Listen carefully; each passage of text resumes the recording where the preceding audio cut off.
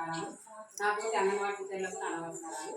ఈరోజు నెల నెల ప్రతి నెల 5వ తేదీన ఈస్టర్ సండే అనే కార్యక్రమాన్ని ఎందుకు పెట్టినారంటే, మామూలుగా ఇప్పుడు పిల్లలకు 3 ఏళ్ళు పడతానే ఏం చేస్తున్నారంటే అందరూ ఇంటికాడ పిల్లలు ఉంటే అన్నం చేస్తారు అనే ఒక ఉద్దేశంతో పిల్లలకి ఒక బ్యాగ్ పెట్టేది, చేతిలో ఒక బుట్ట పెట్టేది, నిలబడి పెట్టేది, క్యారెట్ ఇచ్చేది, బస్సు ఎక్కించేది, బస్సుకు వెళ్ళేది. అమ్మ మా పిల్లోడు బస్సు పోతున్నాడమ్మా, బస్సు దిగుతున్నాడమ్మా అని సంతోషపడుతుంటారు. కానీ వాడు అంత చిన్న ఏజ్ లోనే మీరు వ్యాన్ ఎక్కించేటప్పుడు వాడు ఇష్టంగా పోతాడా లేకుంటే ఏడుకుంటూ పోతాడా అనేది గమనించినారా? ఒకసారి వాడు ఏమంటాడు, నేను బడికి పోవద్దు అంటాడు. ఆయన పిల్లలు స్కూల్ పోయినారనుకో ఏం చేస్తారు? అక్కడ పోయిన తర్వాత వాడికి అన్నం ఏ విధంగా తినాలో తెలియదు, నీరు ఏ విధంగా తినాలో తెలియదు. ఫాస్ట్ చెప్పాలంటే కూడా టీచర్ ఏమంటాడో కొట్టాలో ఏమో అని కొంచెం భయం ఉంటుంది. మా దగ్గర ఇప్పుడు ఈ అంగన్వాడీ ఉందనుకో, పిల్లలను మేము ఫస్ట్లో వస్తానే రాసుకోమని చెప్పాము. వాళ్ళ ముందర బొమ్మలు వేసి బాగా ఆడిపిస్తాం అనమాట.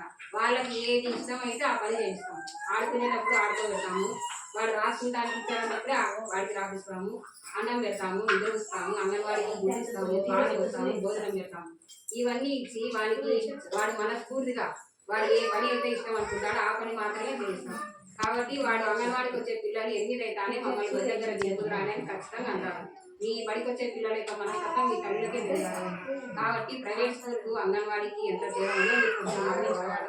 అందులో కూడా ఈ 5 ఏళ్ల లోపల పిల్లల మనసు ఎంత మెదడు అనేది చాలా చిన్నగా ఉంటారు. ప్రైవేట్ స్కూల్ పోతే కానీ ఏం చేస్తారు వాళ్ళ టీచర్లు? ఏబీసీలు, ఆలు, వంతులు అనేది ఒక 3 నోట్బుక్లు హోంవర్క్ ఇస్తారు. హోంవర్క్ ఇవ్వగానే వాళ్ళ ఇంటికి వస్తానే ఏం చేస్తాడు? వాళ్ళమ్మ పాపం ఇంకా ఇంటికి వస్తానే వాళ్ళ స్నాక్స్ ఉందిరా నాన్న అంటే, ఆహా లేదు టీచర్ ఉంటుంది, ముందు నేను హోంవర్క్ రాసుకున్న తర్వాత నేను తింటాను అంటాడు.